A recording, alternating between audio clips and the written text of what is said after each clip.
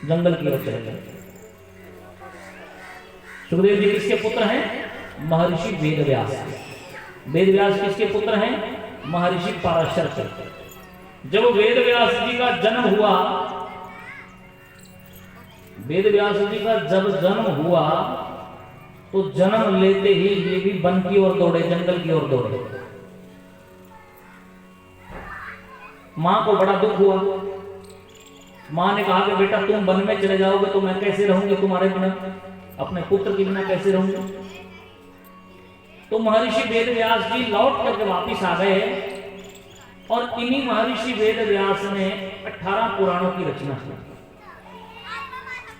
पहले एक वेद होता था, एक वेद था, उसके 4 भाग कर दिए, ऋग्वेद, यजुर्वेद, सामवेद और अथर्ववेद, 4 भाग कर दिए। अब महर्षि वेदव्यास ने सोचा कि वेदों की भाषा इतनी कठिन है, इतनी मुश्किल है कि आम आदमी की समझ में नहीं आता। जो संसारी लोग हैं उनकी समझ में वेदों की भाषा नहीं आएगी। इसलिए वेदों के सूत्रों की व्याख्या कर करके उन्होंने 17 पुराणों की रचना कर दी। 17 पुराणों की रचना करने के बाद भी वेदव्यास जी का मन शांत नहीं हुआ। मन में ग्लानि हो रही है, क्या जगत का कल्याण कैसे हो? मैंने जगत के कल्याण के लिए कुछ अच्छा काम ही नहीं किया, कुछ करना चाहिए था। बैठे बैठे दुखी हो रहे थे, वहां पर नारद जी आए। नारद जी ने आकर के प्रणाम किया, पूछा महाराज आप इतने दुखी क्यों हो रहे हैं? व्यास जी कहने लगे कि हम दुखी इसलिए हो रहे नारद जी, एक वेद था हमने 4 भाग कर दिए। वेदों की भाषा कठिन है इसलिए हमने वेदों से 17 पुराण रच दिए, परंतु मन में संतोष नहीं हुआ। मन कह रहा है कि हमने जगत को कुछ दिया ही नहीं, संसार के लिए कुछ किया ही नहीं, क्या करें?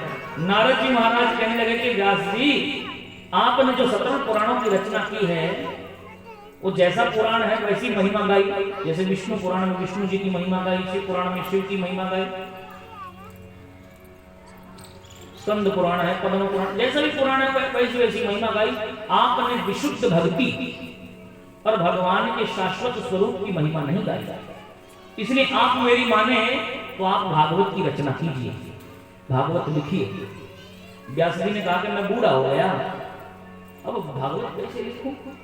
नारद जी ने कहा जिसके ऊपर भगवान की कृपा होती है वो कुछ भी कर सकता है। बोलो राधे राधे। अनन्यास चिंतयन्तो माम ये जना पर्युपासते तेषां नित्यभियुक्तानां योगक्षेमं वहाम्यहम्। जिस पर ठाकुर जी की कृपा हो वो कुछ भी कर सकता है।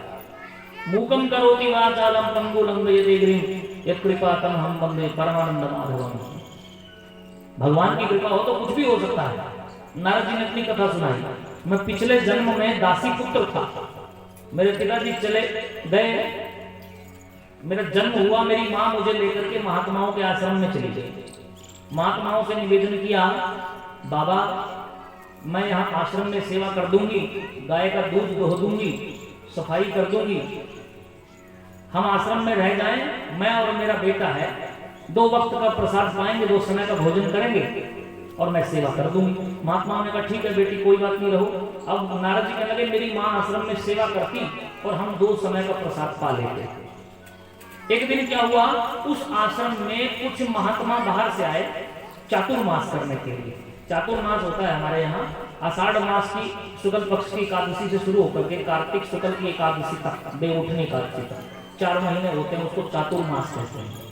चातुर्मास में खूब भगवान का भजन किया जाता है। इन 4 महीनों को बड़ा भगवान का भजन करने के लिए बड़ा ही अच्छा माना जाता है, कल्याणकारी माना जाता है। चातुर्मास करने के लिए संत लोग आए, संत आए तो मेरी मां ने उनकी खूब सेवा की।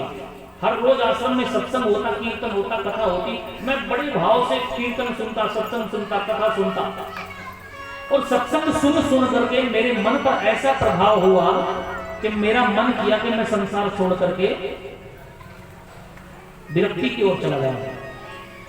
4 महीने के बाद जब वो संत जाने लगे तो मैं उनके साथ जाने के लिए जिद करने लगा, मुझे भी अपने साथ ले चले। मेरी मां रोने लग गई, मेरा बेटा चला जाएगा तो बेटे के बिना कैसे रहूंगी। तो उन महात्माओं ने कहा कि बेटा अभी तुम्हारी मां जीवित है, जब तक मां है मां की सेवा करो, माँ का शरीर छूट जाए उसके बाद भजन करना। महात्मा लोग चले गए, मैंने माँ की सेवा की और एक दिन ऐसा हुआ कि माँ गाय का दूध दोहने के लिए गई, सर्प ने काट लिया और माँ के प्राण निकल गए। माँ का शरीर पूरा हुआ तो मैं रोया। मेरी एक आंख से ठंडा आंसू निकला और दूसरी आंख से गर्म आंसू निकला। क्यों? नारद जी कहने लगे गर्म आंसू इसलिए निकला क्योंकि मेरी मां मर गई। मां मरने का दुख हुआ, दुख के आंसू गर्म होते हैं।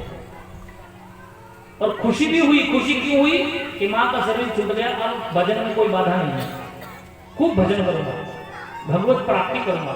दूसरी आंख से ठंडा आंसू निकला। इसलिए मां का अंतिम कर्म करके सब कुछ मैं एक गुफा में चला गया, बैठ करके खूब भजन करने लगा। भजन करते करते मेरे अंतर मन में भगवान की छवि प्रकट हो गई और भगवान का दर्शन करते करते मेरा भजन चल रहा था। तो भगवान ने कहा कि इस जन्म में मैं तुमको नहीं मिलूंगा, अगला जो तुम्हारा जन्म होगा उसमें मैं तुम्हें मिलूंगा। भजन करके वो जन्म छूटा, दूसरा जन्म हुआ, ब्रह्मा जी का बेटा बनकर नारद पैदा हुआ। मैं नारद बन के पैदा हुआ और मुझ पर कृपा हुई। देवदत्ता इमाम वीणाम स्वर ब्रह्म विभूषिता, एक ऐसी वीणा मेरे पास है जो हर पल नारायण नारायण गाती है, हर समय गाती है।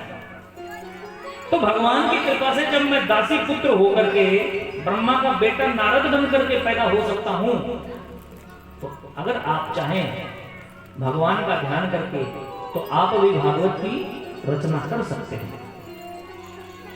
वेदव्यास जी ने कहा ठीक है। नारद जी को उनके पिता ब्रह्मा जी ने 4 मंत्रों में 4 श्लोकों में भागवत का ज्ञान दिया था। वही 4 श्लोकों का ज्ञान नारद जी महाराज ने व्यास जी को दिया और कहा कि महाराज इन 4 श्लोकों का विस्तार करके भागवत की रचना करो।